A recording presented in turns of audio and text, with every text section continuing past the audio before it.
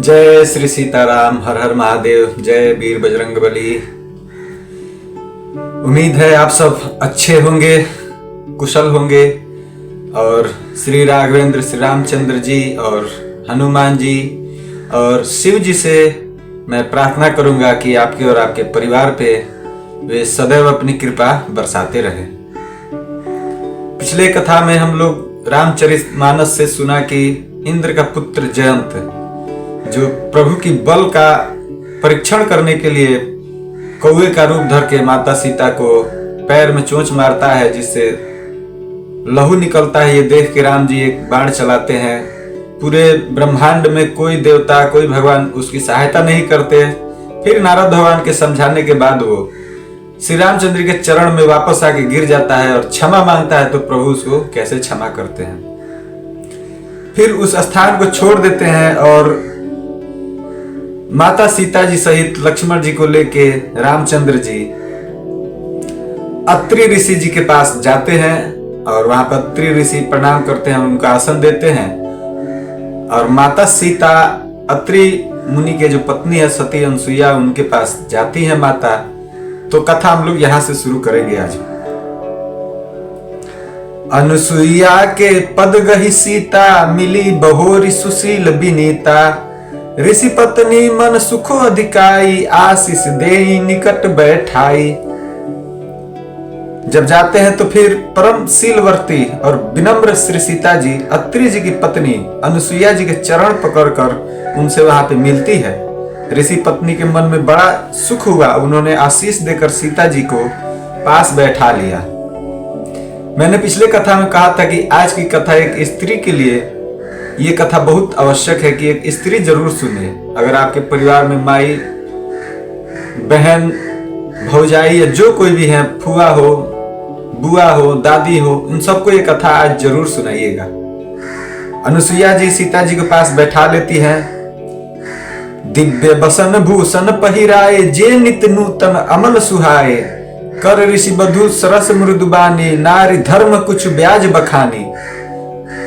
अनुसुईया जी उन्हें ऐसे दिव्य वस्त्र और आभूषण पहनाए माता सीता को, जो नित्य नए माने हर दिन नए और निर्मल सुहावने बने रहते हैं। फिर ऋषि पत्नी उनके बहाने मधुर और कोमल वाणी से स्त्रियों के कुछ धर्म बखान कर माता अनुसुईया सीता जी से कहने लगे, अर्थात स्त्री के क्या धर्म है ये माता अनुसुईया सीता जी को समझाती हैं।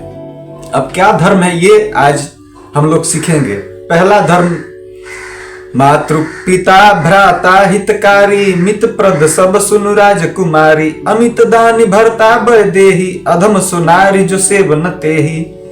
माता अनुसुईया कहती हैं कि हे राजकुमारी सुनिए, माता पिता भाई सभी हित करने वाले हैं, परंतु ये सब एक सीमा तक ही हित करने वाले हैं, सुख देने वाले हैं अर्थात। परंतु हे जानकी, पति तो मुख्य रूप असीम सुख देने वाला है। वह स्त्री अधम है जो ऐसे पति की सेवा नहीं करती है। माता अनुसुईया कहते हैं कि माता पिता भाई ये सब लोग हित करने वाले हैं एक स्त्री के, लेकिन इनका एक सीमा है, एक मर्यादा है।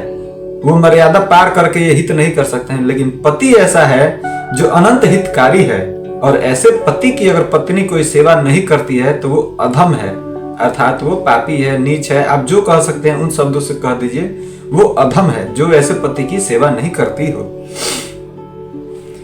धीरज धर्म मित्र अरुणारी, आपद काल परिखिय ही चारी।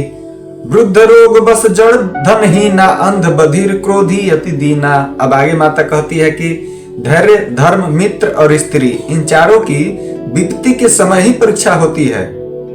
वृद्ध, रोगी, मूर्ख और निर्धन, अंधा, बहरा, क्रोधी और अत्यंत ही दीन, ऐसे हूँ पति कर किए अपमाना। नारी पाव जम पुर दुख नाना। एक ही धर्म एक व्रत नेमा, काये बचन मन पति पद प्रेमा। ऐसे भी पति का अपमान करने से स्त्री यमपुर में भांति भांति के दुख पाती है। शरीर, वचन और मन से पति के चरणों में प्रेम करना स्त्री के लिए बस यह एक ही धर्म है और एक ही व्रत है और एक ही नियम है। अर्थात पति गरीब हो, मंद बुद्धि हो, स्वास्थ्य नहीं हो, कुछ भी हो उसको, लेकिन पत्नी का धर्म यही है कि वो पति का सेवा करे, चाहे पति कैसे भी स्थिति में हो। आगे माता सीता जी को समझाती है कि जग प्रतिव्रता चार विधि आही, वेद पुराण संत सब कहीं, उत्तम के अस बस मन माही, सपने आन पुरुष जग नाही। माता अनसुईया आगे कहती है जगत में 4 प्रकार की पतिव्रताएं हैं। वेद पुराण और संत सब लोग ऐसा ही कहते हैं कि उत्तम श्रेणी की पतिव्रता के मन में ऐसा भाव बसा रहता है कि जगत में मेरे पति को छोड़कर दूसरा पुरुष स्वप्न में भी नहीं है। वो पत्नी सतिव्रता पत्नी सबसे उत्तम कहलाएंगी। 4 पत्नी होती हैं सतिव्रता में, उन चारों में सबसे उत्तम पतिव्रता वही है जो अपने पति को छोड़कर दूसरा किसी को स्वप्न में भी नहीं सोचती। मध्यम पर पति देखई कैसे, भ्राता पिता पुत्र निज जैसे, धर्म विचारी समुझी कुल रहई, सो निष्कृष्ट श्रिय त्रुष यश कहई। अब उत्तम के बाद मध्यम श्रेणी की पतिव्रता पराय पति को कैसे देखती है, जैसे वह अपना सगा भाई हो या पिता हो या पुत्र हो, वो अन्य पति को ऐसे देखती है तो वो मध्यम श्रेणी की पतिव्रता कहलाएगी। अर्थात समान अवस्था वालों को वह भाई के रूप में देखती है, बड़े को पिता के रूप में और छोटे को पुत्र के रूप में देखती है, वो मध्यम रूप की पत्नी है, पतिव्रता पत्नी है। वो जो धर्म को विचार कर और अपने कुल की मर्यादा समझकर बची रहती है, वह निष्कृष्ट अर्थात निम्न श्रेणी की स्त्री है, ऐसा वेद कहते हैं। और सबसे निम्न वो स्त्री है जो मर्यादा को समझकर ही बची रहती है, उसकी इच्छा नहीं होती, परंतु अपनी इज्जत बचाने के लिए दूसरे पति को बस इज्जत दे देती है, वो निम्न है। बिनु अवसर भय 13 जोई, जाने अधम नारी जग सोई, पति वंचक पर पति रीति करई, रव नरक कल्प सत परई। अब सबसे नीच कौन है, और जो स्त्री मौका ना मिलने से या भयवश पतिव्रता बनी रहती है, अर्थात वो स्त्री जो सिर्फ दिखावे के पतिव्रता बनी है, बस उसको अवसर जैसे मिलेगा वो पतिव्रता धर्म छोड़ देगी। जगत में उसे अधम स्त्री जानना है। पति को धोखा देने वाली जो स्त्री पराय पति से रति करती है, वह तो 100 कल्प तक नरक में पड़ी रहती है, और वही सबसे नीच पतिव्रता है जो सिर्फ दिखावे के लिए पतिव्रता बनी हुई है। जैसे मौका मिलेगा वो अन्य पुरुष के साथ भाग जाएगी या जो करे, वो सबसे नीच पतिव्रता मानने वाली स्त्री है। क्षण सुख लागी जन्म सत कोटि, दुख न समझते ही सम को खोटी, बिनु श्रम नारी परम गति लहई, पति व्रत धर्म छाड़ी छल कहई। क्षण भर के सुख के लिए जो 100 करोड़ अर्थात असंख्य जन्मों को दुखों को नहीं समझती, उसके समान दुष्टा कौन होगा। जो स्त्री छल छोड़कर पतिव्रत धर्म को ग्रहण करती है, वह बिना ही परिश्रम परम गति को प्राप्त होती है। ऐसी माता अनसुईया सीता जी को समझा रही है पत्नी धर्म। पति प्रतिकूल जन्म जह जाई, विधवा होई पाई तरुणाई।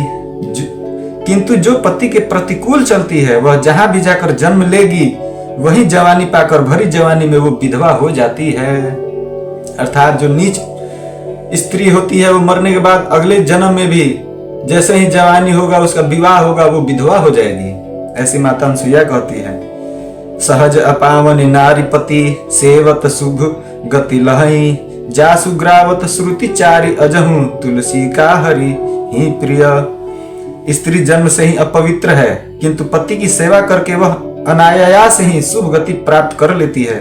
पतिव्रता धर्म के कारण ही आज भी तुलसी जी भगवान को प्रिय है और चारों वेद उनका यश गाते हैं। उसके पीछे कारण यही है पतिव्रता। सुनु सीता तव नाम सुमेरी, नारी पतिव्रत करही, तो ही प्राण प्रिय राम कहियूं, कथा संसार हित करही।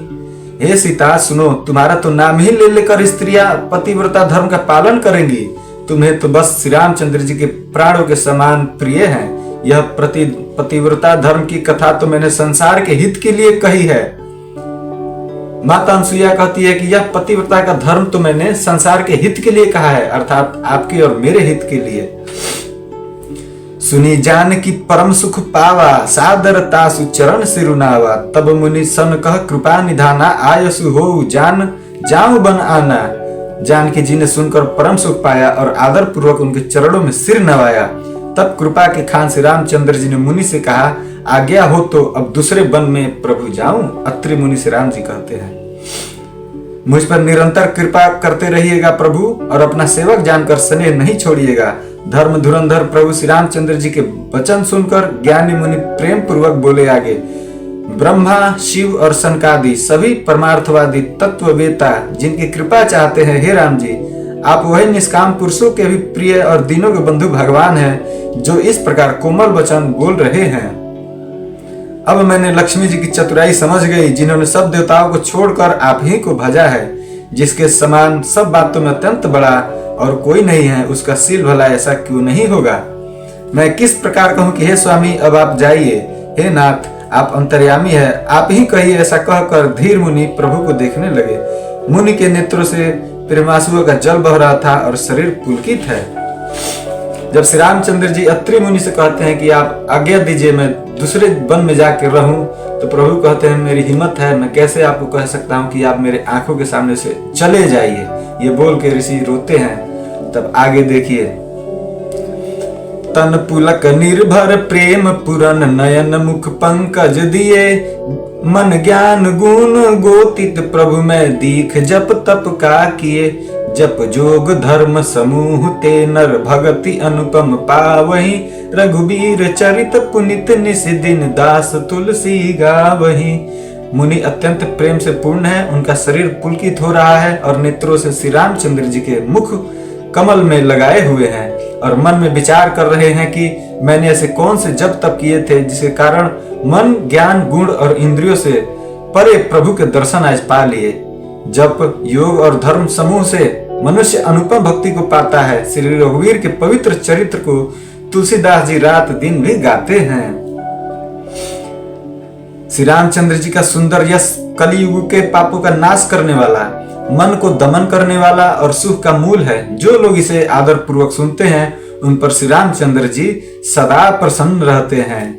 यह कठिन कलिकाल पापों का खजाना है। इसमें न धर्म है, न ज्ञान है और न योग तथा जप ही है। इसमें तो जो लोग सब भरोसों को छोड़कर श्री रामचंद्र जी को भजते हैं वे बहुत ही चतुर हैं। तुलसीदास जी कहते हैं कि इस कलयुग में न ज्ञान है, न धर्म है, न योग है, न जप ही है। और इस कलयुग में भी जो लोग सबको भरोसा को छोड़कर सिर्फ श्री रामचंद्र जी पे भरोसा करते हैं और उनको हर दिन भजते रहते हैं, वही इंसान इस कलयुग में सबसे बड़ा बुद्धिमान है।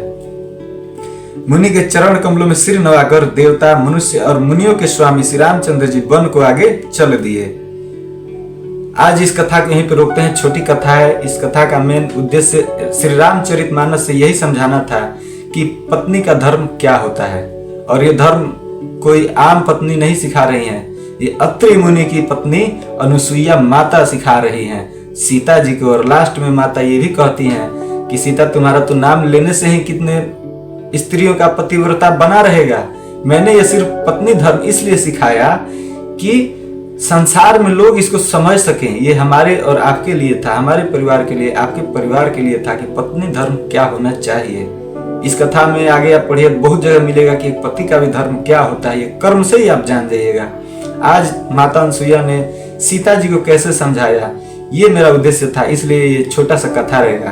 अगले कथा में हम लोग देखेंगे अब अत्रि मुनि से आज्ञा लेकर श्री रामचंद्र जी किस वन में जाते हैं और वहां पे कौन से लीला करते हैं। इस कथा को हम लोग अगले अध्याय में सुनेंगे। आज यहीं रोक देते हैं इस कथा को। बोलिए श्री रामचंद्र भगवान की जय, शंकर भगवान की जय, हनुमान जी की जय, सभी देवी देवताओं की जय, चराचर जीव की जय, अपने माता पिता की जय। जय जय श्री सीताराम।